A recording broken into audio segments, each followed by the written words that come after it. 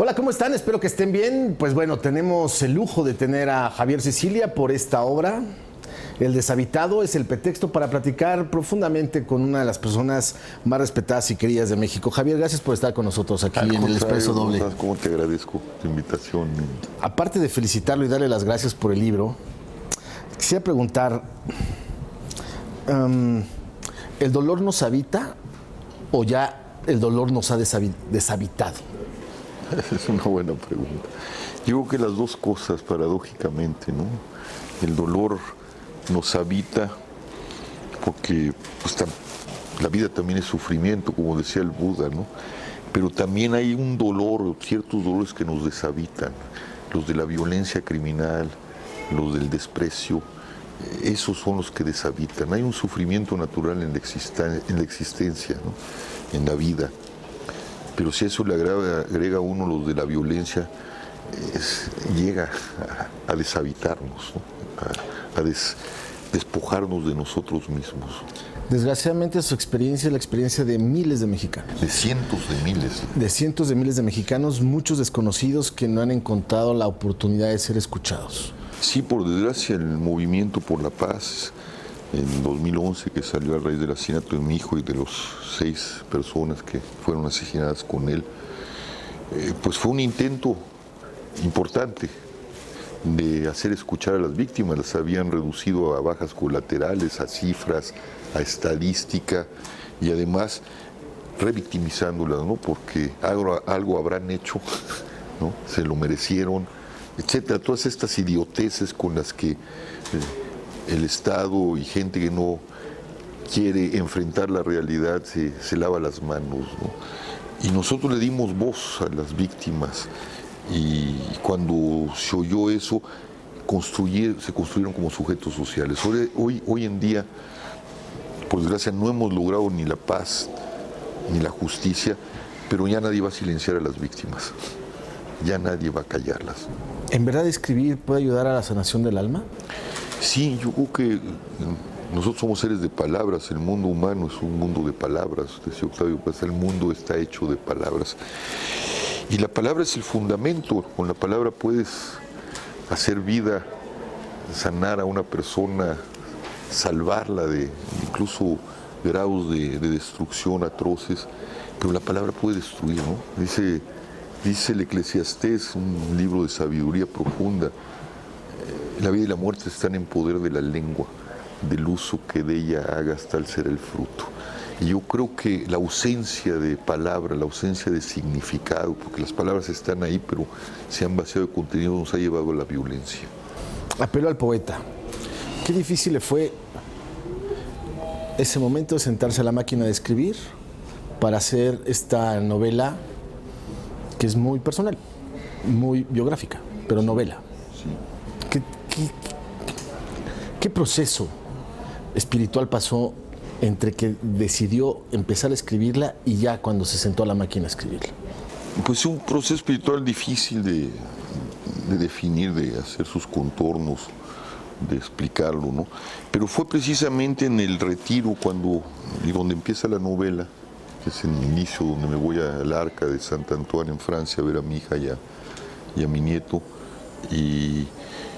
y pues algo de la vorágine, de las entrevistas, de la construcción de discursos, de el estar en la compañía de los otros y de las víctimas.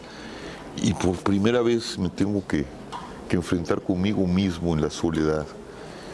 Y en el proceso interno llega un momento que eclosiona allí y dices, es el momento en que esto lo tienes que transformar en los contornos de la palabra para poderte recargar, ¿no?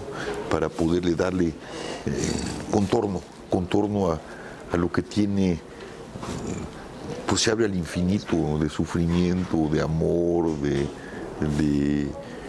aperturas, de cosas que estaban una por allá, otra por allá, y tratarlas de ver dentro de una unidad, la unidad de la infinitud, valga la paradoja, en la finitud de un hombre, ¿no? Javier, ¿en qué personajes, en qué libros encontró consuelo? ¿El Job? ¿Qué fue lo que le ayudó a encontrar consuelo de modo que usted puede sentarse otra vez a escribir? No, hay un libro, el Evangelio para mí es fundamental, pero en el orden de una literatura más allá de esta literatura espiritual que va más allá de la literatura. Los evangelios van más allá de cualquier literatura, aunque también son literatura, y aunque Jesús era un poeta, hablaba en parábolas, contaba cuentos. Para mí hay un libro fundamental que siempre me ha acompañado a lo largo de mi vida, que es La peste de Albert Camus. Bueno, una obra maestra. ¿No? Ese es un libro que, si algo me resonaba adentro, es esa lucha del doctor Rieu de Tarot contra el mal expresado en la peste, ¿no?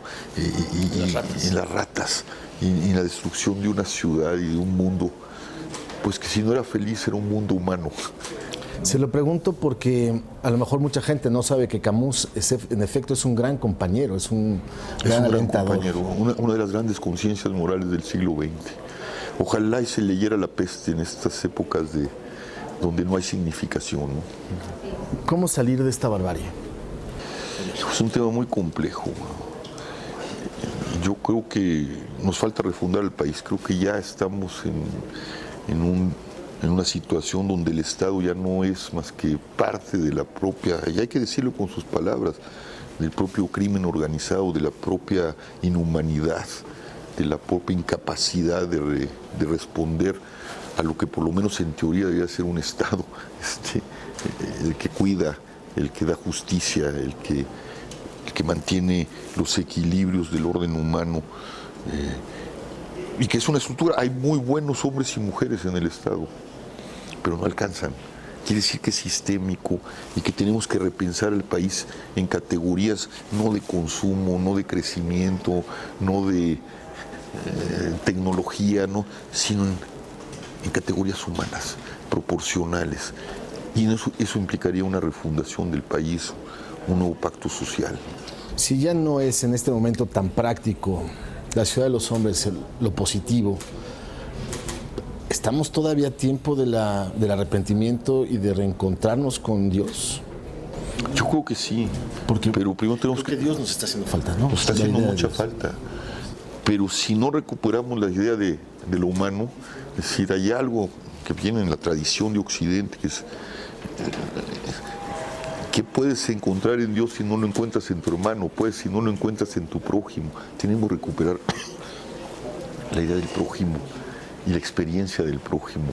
Y creo que volveríamos a recuperar el misterio de Dios, que es amor, es relacionalidad. Y la violencia rompe cualquier relacionalidad. Hay algo de lo que creo que no hemos hablado todavía como país, estamos muy muy cerca de los hechos, 2006, 2016.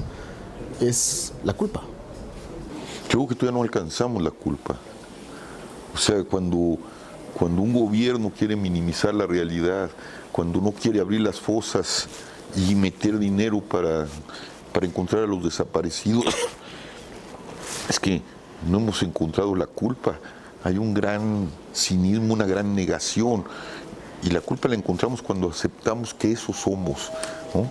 Y una culpa que no debe de ser una culpa destructiva, sino una culpa que nos pueda llevar al perdón y al encuentro, y al reencuentro y al rehacer, ¿no?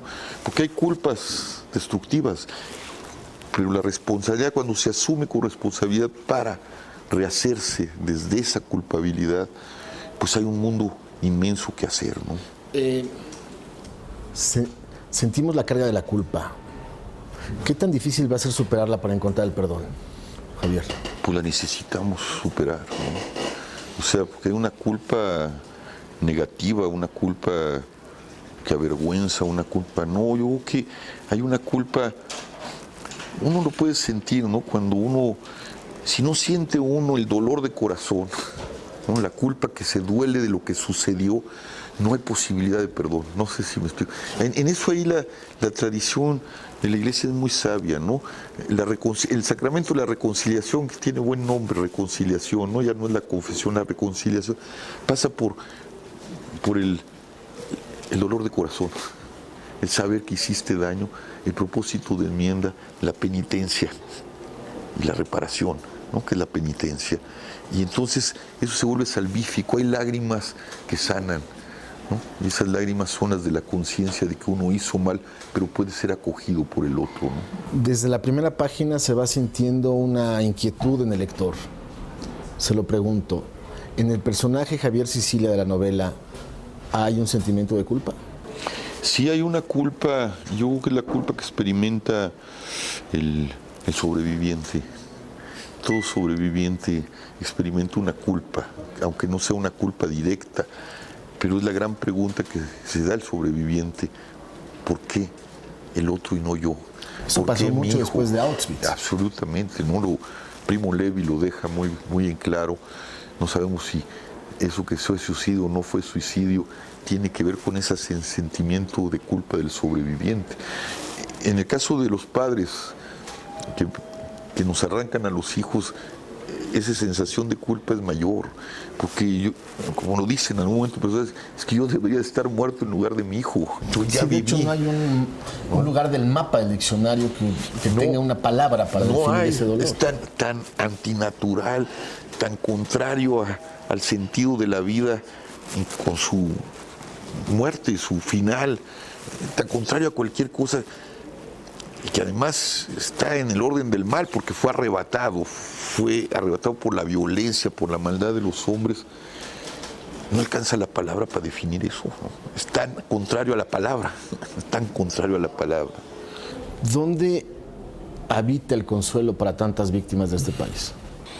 Pues yo creo que, bueno, ahorita en el abrazo, en el acompañamiento, pero el consuelo se va a hacer posible cuando haya justicia, ¿no? Lo que yo pude ver y lo que yo también experimenté y he experimentado es que lo que pide la víctima es justicia, que no es venganza, ¿no? Es el reconocimiento de que alguien